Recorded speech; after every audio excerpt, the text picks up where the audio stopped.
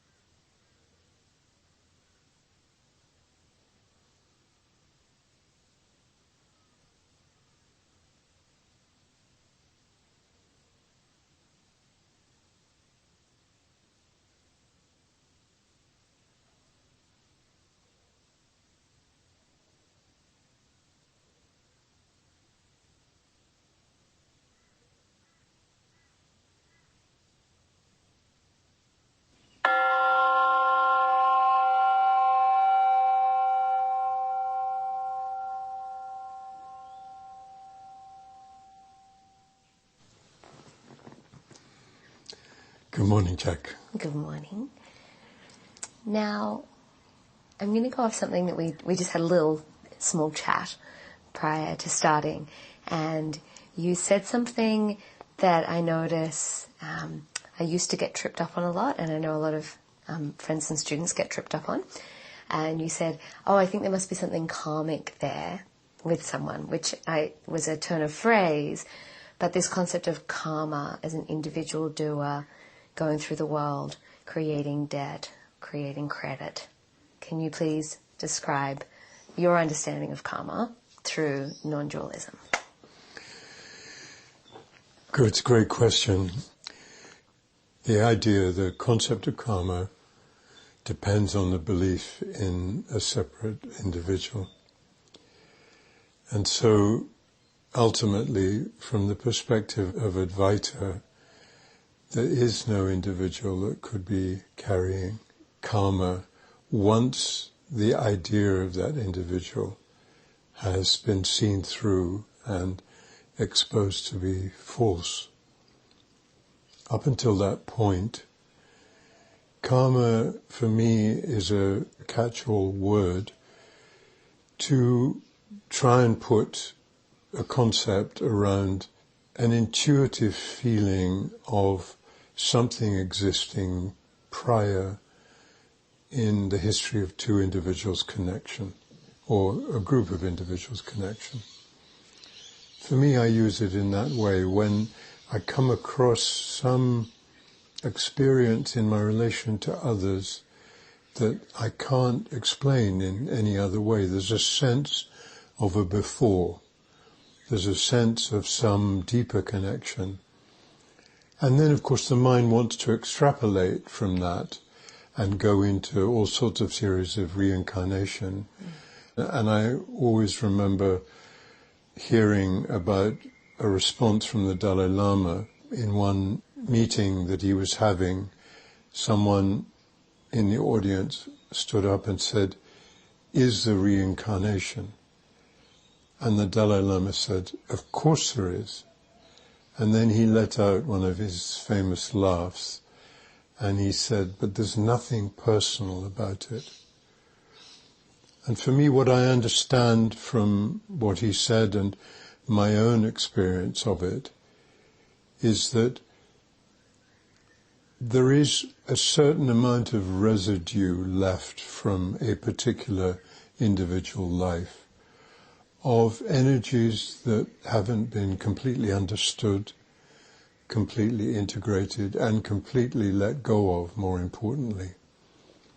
And those trace elements, those energetic trace elements, are left behind in the disappearance of a particular individual body-mind. And then in some process that we cannot hope to understand, are reconstituted or used again, but not necessarily in the same packaging that took place before, because that particular individual body-mind is no longer there. And so if you like to use a metaphor, I think Barry Long used this metaphor that there is this seething, melting pot of desire, as I would understand it, left over from those energetic trace elements that hadn't had a chance to resolve themselves in the only place they can, which is this manifestation. And from that seething, melting pot of desire, different inputs occur into body-minds as they come into incarnation. That's how I understand reincarnation, that there is an impersonal, energetic process or evolution or a mystery that is happening here. And that mystery will continue until there's no reason for it to continue anymore. So that's my brief overview of karma and reincarnation. Just to summarize, I use the word karma simply as a catch-all were to express intuitive feelings of connection between people that I've met or have come into my life that I can't explain in any other way, but feel as tangibly as anything. I don't in any way doubt that there is reality about it, because it's my experience in my dealings with those people. And it's also my experience that that connection can resolve itself, can come to an end. A connection that may have been very strong in one part of one's life suddenly disappears. And not in any bad way, or not in any way that leaves anything behind. It's just simply finished. It's done.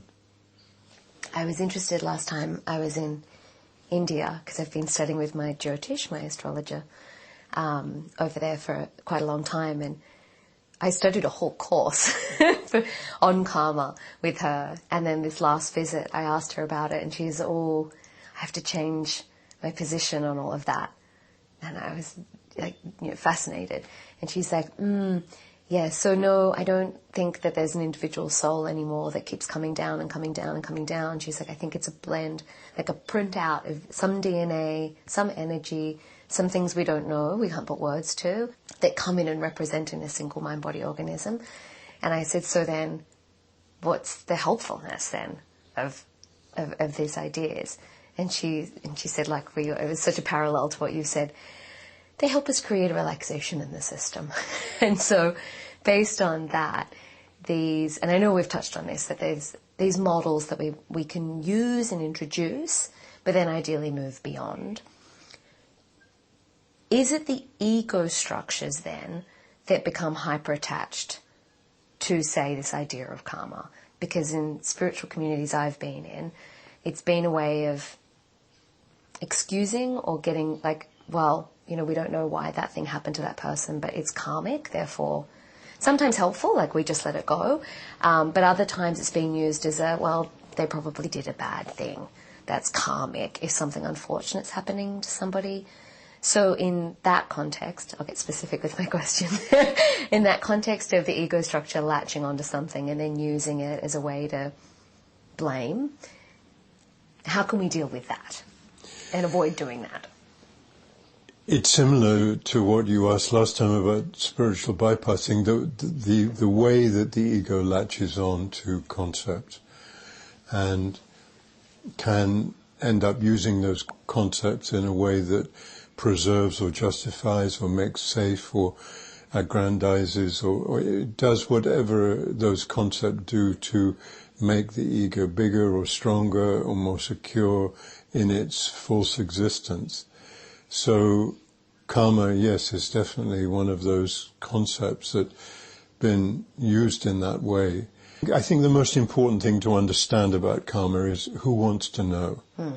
Actually, if you examine the question and its source, you'll find behind that question an egoic structure, a sense of separation with personal doership that wants in some way to make sense of its separation on a grander scale, or, as you pointed out, maybe to avoid looking at something that has happened through their particular body-mind and has caused distress either for them or for someone else.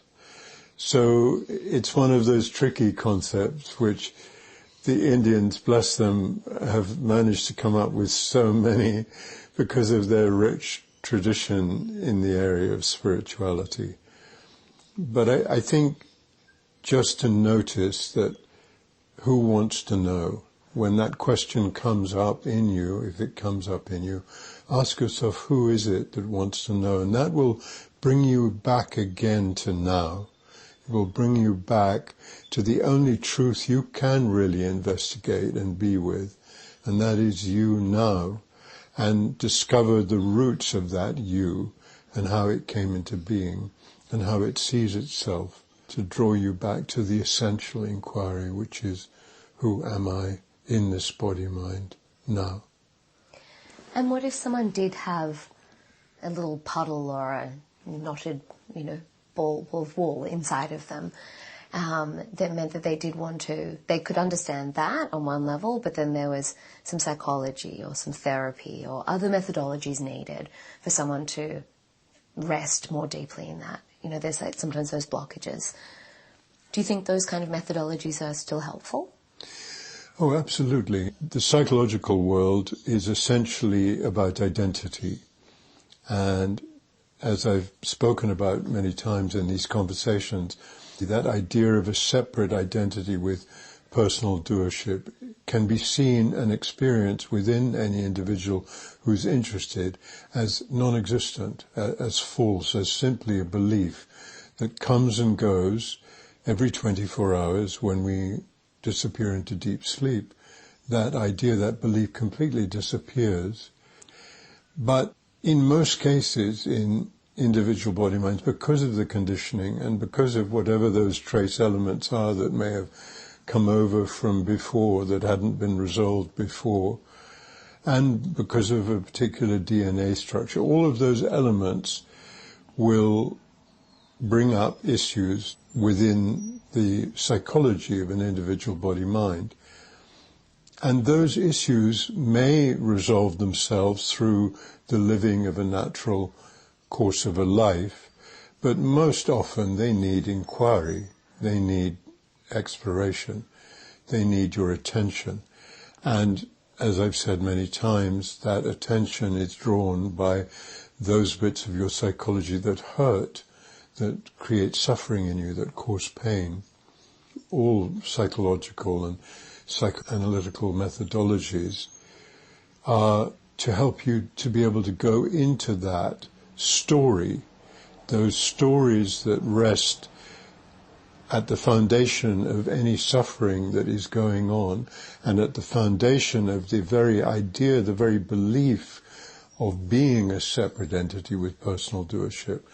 Those techniques have allowed people, particularly over the last 100 years, and even more so over the last 50, as those techniques have become more sophisticated and developed, they've given people a doorway, a window into understanding and unpicking whatever those blocks, those psychological blocks were. So I essentially see psychoanalysis, the exploration of one's psychology, as a plumbing expedition.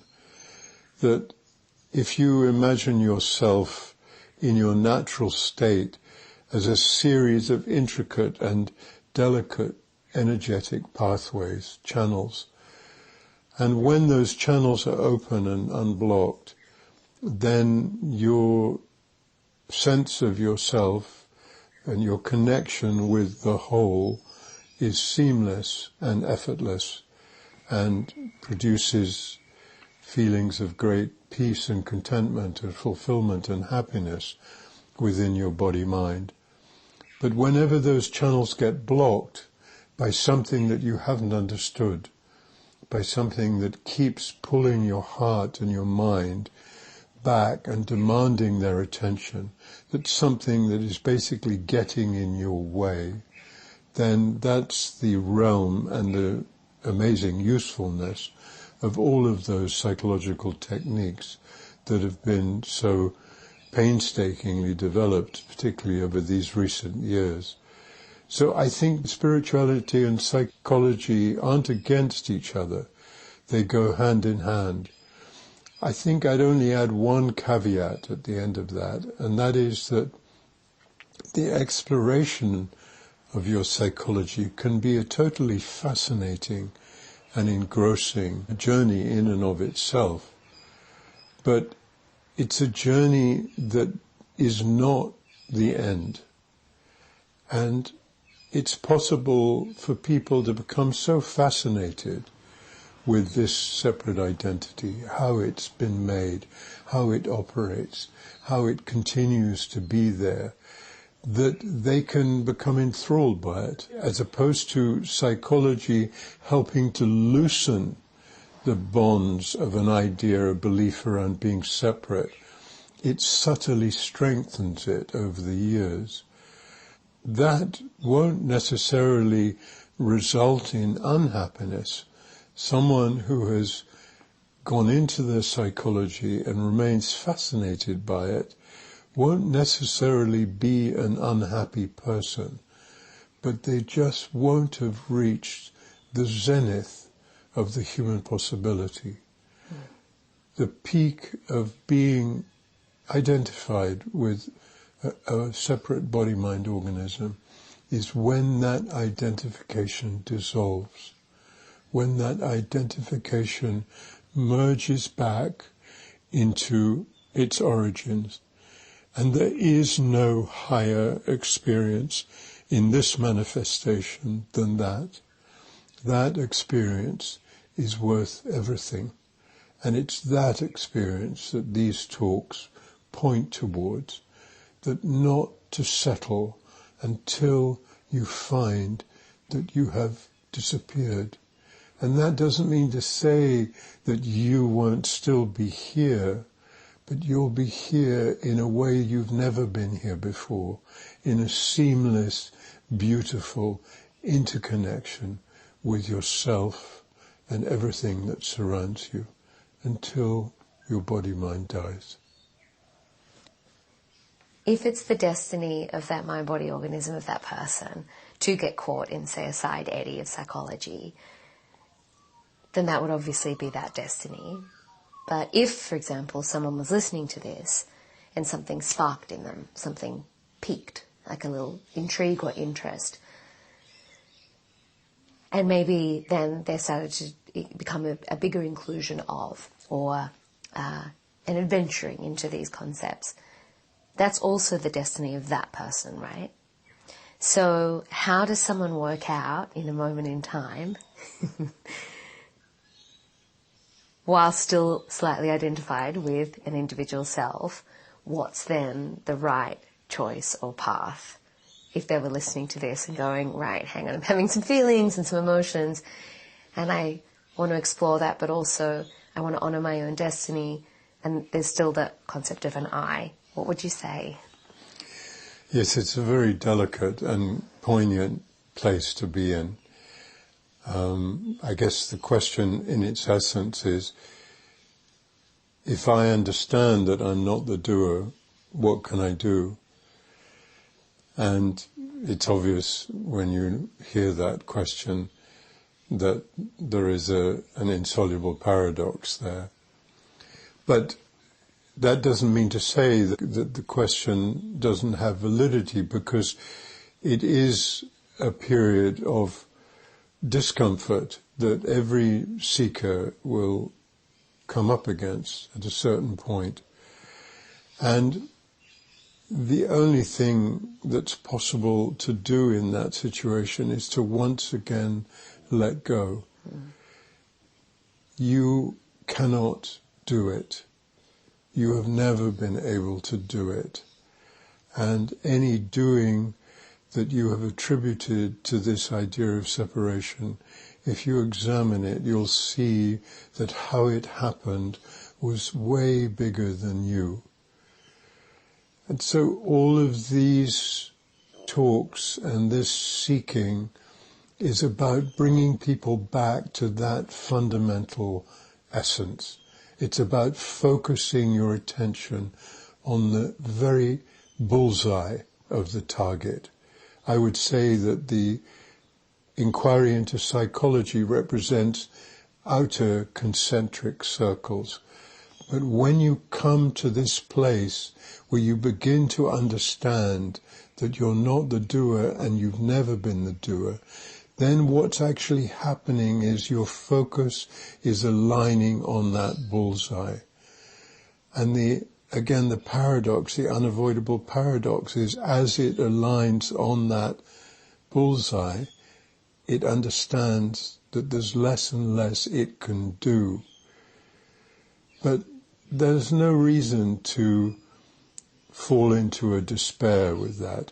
It's useful to let that conundrum, let that paradox work inside of you and see where you end up with it. Are you able just to give up everything? Are you at a place in your life where it's possible for you to really go, okay, I'm not the doer, I'm going to let God take over from now on. And people will find themselves in different relationships with that ultimate space of let go, of surrender. And again, as always, I would say, just go easy with yourself. This is not some competition. This is a relationship between you and you. There isn't anything more intimate than this journey, than this seeking. And in the end, it's nobody's business but your own. So in those situations where maybe you're experiencing frustration because you've tried so many things in your life to accelerate or bring yourself closer to this elusive space of settledness, of peace, of love, fulfillment, and maybe they just haven't been working, or maybe you find yourself even having taken a few steps back in that. This is unfortunately just the way things are on this path. And again, I just remind everyone of Buddha's words, chariveti, chariveti, just keep going, just keep going. And Rumi, the Sufi mystic Rumi's words, even though you've broken your vow 1,000 times before, come, come, yet again come. Just stay with now, stay with what is, and keep going. And the good news is you wouldn't be in this place of listening to these words now and considering these elements in your life if it wasn't your destiny to be doing so. And the fact that you are doing so is the best indication that you are on the direction that you want to be on, that you have pointed in the right direction in terms of being able to come closer and closer to the deepest part of yourself. I remember it was really helpful during the floods when I was engaged in probably too much work, particularly the emergency work, and we sat down a couple of times afterwards and you kept drilling in on this, and I pushed back quite hard at one point and to get clarity on, I was frustrated with why you kept focusing on this, and you kept asking which bits felt natural of what you were doing and were easy and then pretty wrapped up really quickly, and which bits were challenging. And I could pretty much sift every single experience out of the whole thing into a bucket of God, that seemed to happen on its own. It's it's so effortless, so easy, so graceful, and this was pushing my face through a cheese grater. It was incredibly emotional and distressing and hard. And then you pose the question, well, why didn't you just do the stuff why did you do all of that stuff? Why didn't you just do the stuff that was natural and effortless?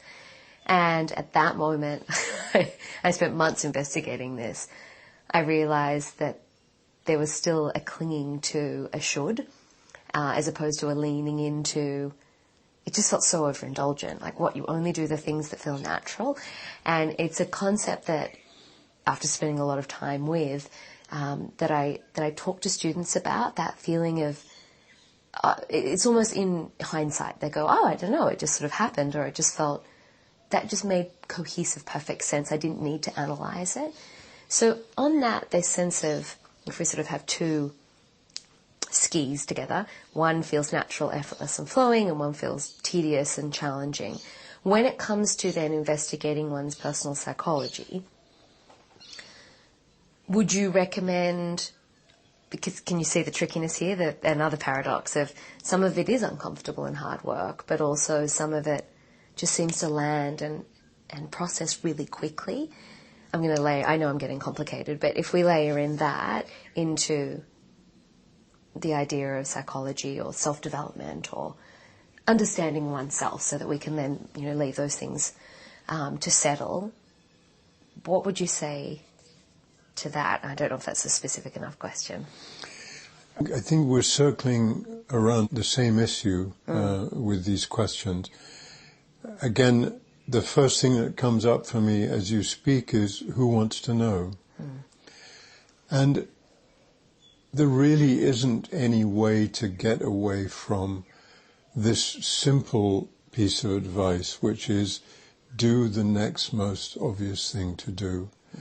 Sometimes that will look like a hard path. Sometimes the next most obvious thing to do will be a compulsion inside of you to investigate difficulty in your life, to investigate pain, discomfort, and to use whatever techniques appear before you to go into that. And as I said, there's nothing wrong with that. In fact, it may be essential to clear whatever blockage is there. But I think the quality that is useful to recognize in your life is when things go easy, and to look at how that happens. And if you look carefully at when things go easy, it nearly always comes down to this idea of separation not standing in the way. When things go with difficulty, it's when there's resistance. And this resistance is being stimulated and caused again by this idea of separation. And this idea of separation comes up with resistance according to its past and according to this basic engine room upon which it operates, which is this idea of separation wants as much pleasure as it can get and as little pain, and it will use whatever has worked and not worked in its previous experience to try and recreate that. Once you see that repetitiveness, it could be that in seeing it, you decide simply not to do the next most obvious thing to do, just to throw things up in the air. And that in and of itself will be the next most obvious thing to do. You can't avoid that. It's like you can't avoid your destiny. Your destiny is, whatever happens. And whatever happens has to happen. So in the end, all of these questions revolve around an idea of separation. It revolves around an idea of a separate person wanting in some way to effect their life. And it's a completely natural place to be in, but it's based on a misperception. This idea of yourself as separate with individual doership is a misperception. And the more that you can see through your own investigation, through your own inquiry, the truth of that statement, then the easier things will automatically become for you in living a daily life. You simply won't be able to get caught in the same way.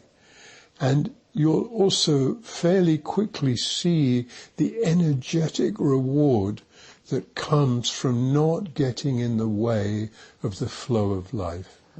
It simply means all the energy that you used to put into fighting, into resisting, into trying to make things happen in the way you want them to go, in manifesting your life, all of those perfectly natural and simply misplaced ideas, all of them are seen to be an unnecessary wastage of your energy. And then that energy returns to you, and it returns in the form of relaxation. It returns in the form of insight. It returns in the form of fulfillment, of love. All of these qualities suddenly have more space and more energy inside of you to blossom, to bloom, to be there. So the quality of ease is the quality of understanding, and the quality of difficulty is the quality of a misperception. Now, those are two very general statements, but they give an orientation that I think is useful. When you find yourself going easy, what do you notice about that space? You notice that you're here now. You're not worried about the future or concerned about the past. Things are going easy. You are in the present. You're here now. And if you look at the times when difficulty's been there, when struggle's been there, you'll see that these long arms are reaching and grabbing you round the neck from some past.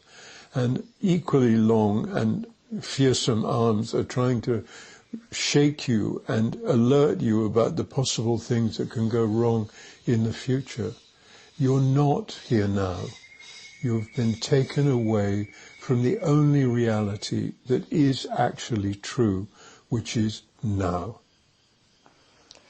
And what if someone finds the word God quite activating? Is there a word that you would use as an interchangeable for that? Yes, I'm glad you brought that up, and I completely understand how anyone brought up in Western religions and someone who's in some way started to question them and started to move away from them, or maybe fortunately never was actually taken up in that way, could find God a tricky word. I also used to have that same difficulty with that word because it's so loaded. And I can offer the alternatives and also try and explain how I feel that word now. So for me, I use the word God or truth or the absolute or consciousness.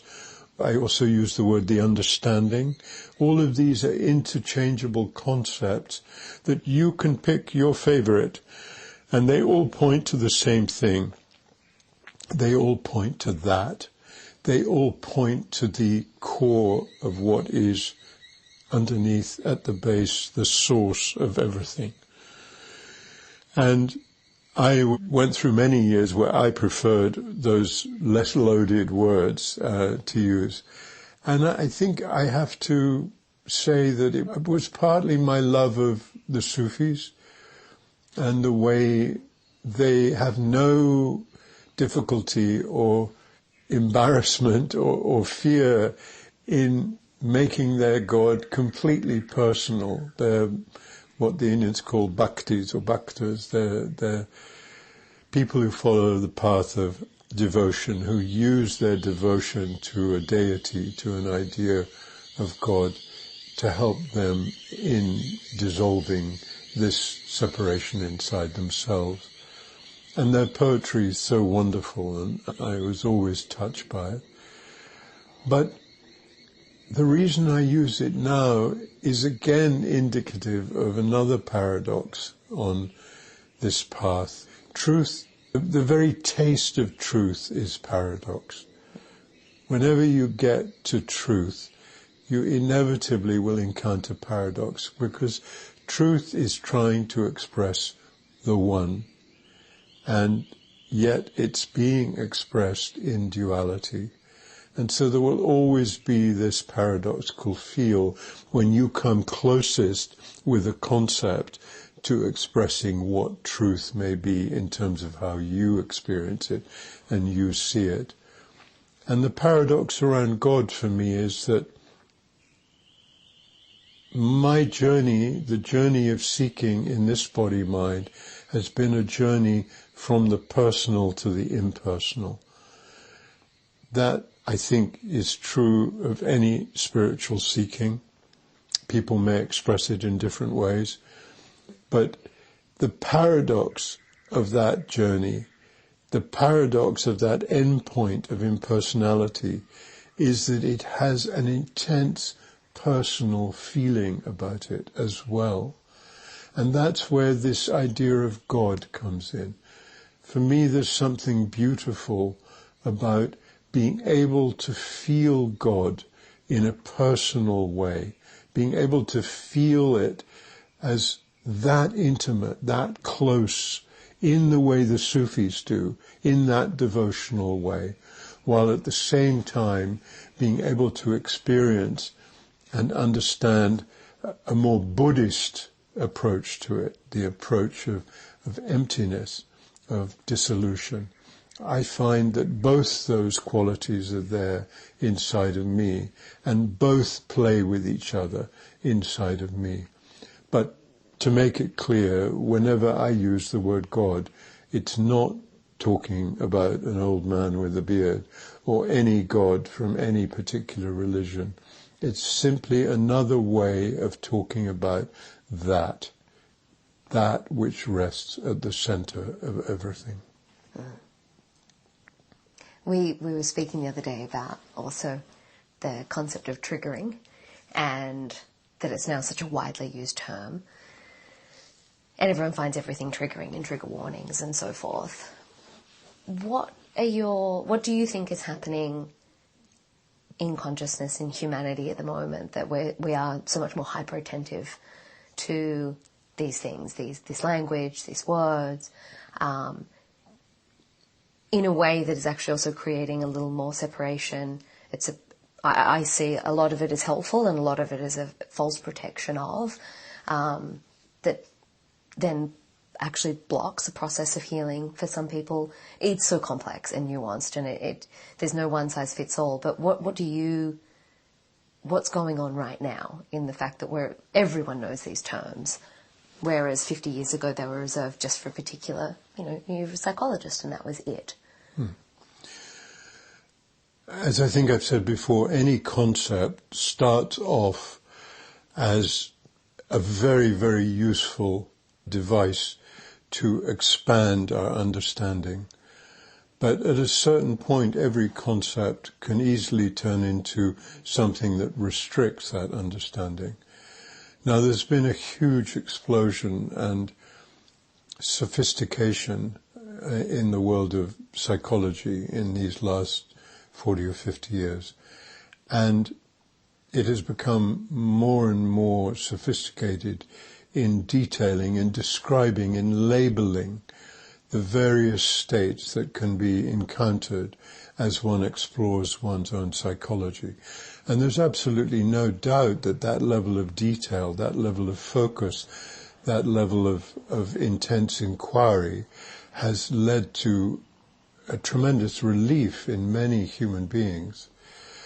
But I think the other side of it, and it's where for me the concepts start to veer towards something that can easily become restrictive, is that no one can ever forget where we are. We are in a manifestation that is designed for triggering. If you use the word triggering to describe experiences that create emotional states inside of you from which you learn, from which you may experience great joy or great sadness, this place is one big trigger. We are surrounded by a hall of mirrors. Every single other person is a mirror back to ourselves so that we can understand ourselves. So I think the danger that I would see around this added sensitivity and detail that has gone into these concepts is that I don't think it's useful for anyone to insulate themselves from life.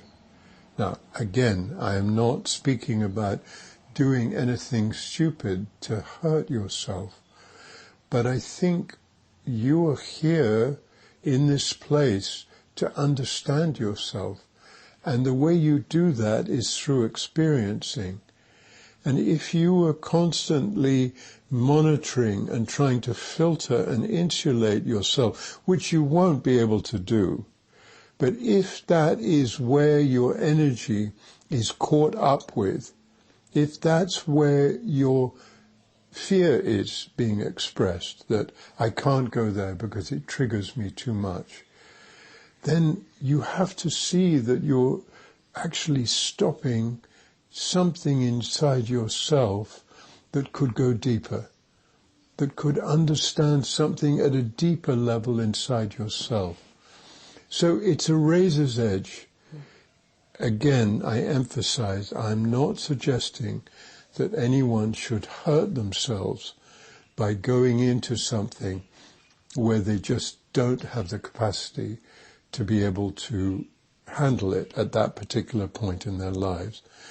But I am suggesting to use your intelligence as much as you can to test yourself, to check where you are, to not settle for the everyday, to not settle for things that are always safe, to push boundaries, to go places that you haven't gone before.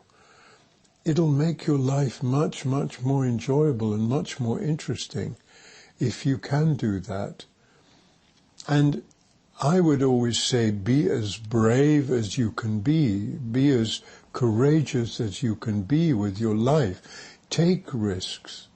Try and do things that you wouldn't normally do.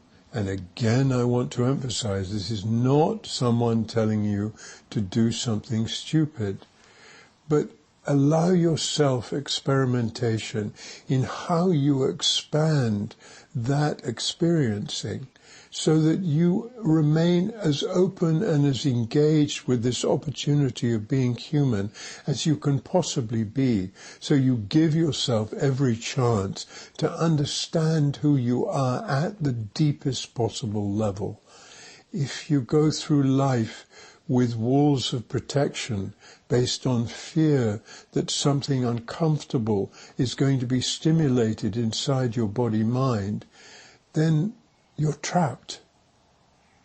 Even now I read in the newspapers that theatres in London are having to consider trigger warnings around a particular Shakespearean play that they may put on. They may put on a version of King Lear, and they're considering, and people are pushing them in some areas to provide trigger warnings because of the content of Shakespeare's King Lear.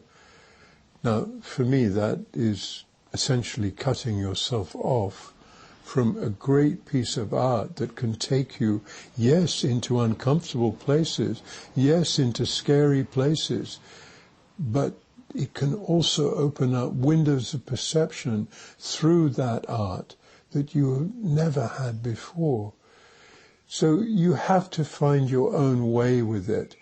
But I would always recommend people to keep pushing themselves inside, to keep finding ways where they can go deeper inside themselves and not settling for something just because it's comfortable.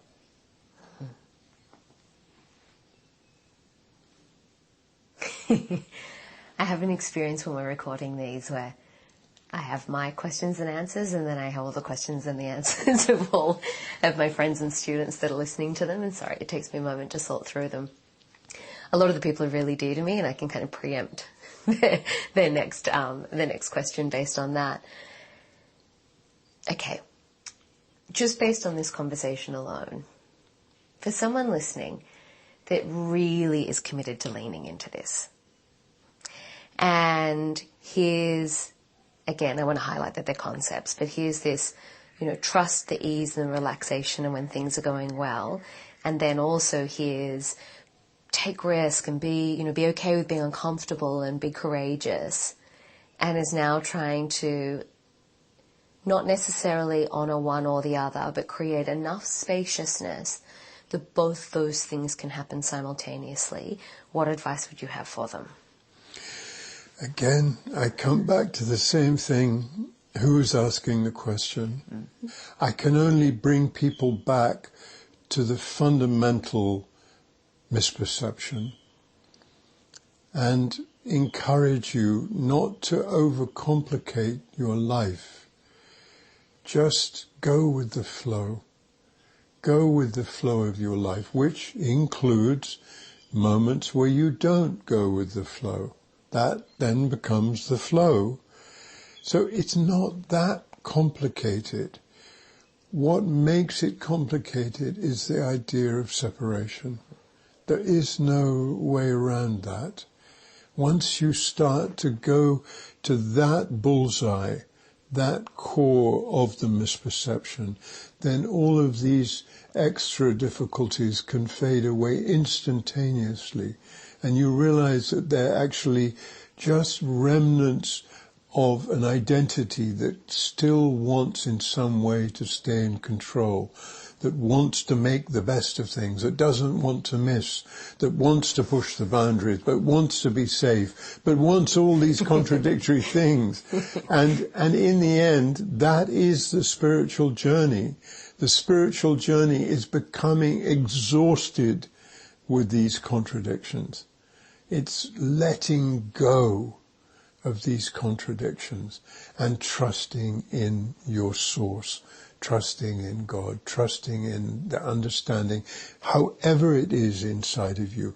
Never forget, you have come here perfectly equipped for the journey of self-realization. That doesn't mean to say it is necessarily your individual destiny, but you are equipped for that journey by your very essence. You are already that at your core. It's just a question of how far you want to go inside to discover that central point inside yourself. And of course, that is your destiny and is not in your hands. So it's a subtle dance and an amusing dance and a painful dance also in that. But I would just keep drawing your attention back to look at who's asking these questions. Who is this person? And then step one place back from that. So in your case, who am I? I am Jack. Just take Jack off that sentence and just fall back into the feeling of I am. Just the feeling you have now of presence, of simple presence here now. And be there. Be in that space as often as you can. And then when life draws you back out to I am Jack, and I am Jack who's a mother, and I am Jack who's a businesswoman, let that happen. But find space in your day where you can return to the simplicity of your reality, which is in this manifestation, I am. I think that's a beautiful time to meditate. Thank you. Great, Jack. Thank you too. And we're going to end, as we always do, in silence, just to give people again the opportunity to see what may have emerged inside their individual body-mind in listening to this. And then let it be wherever it is and come back simply to what is.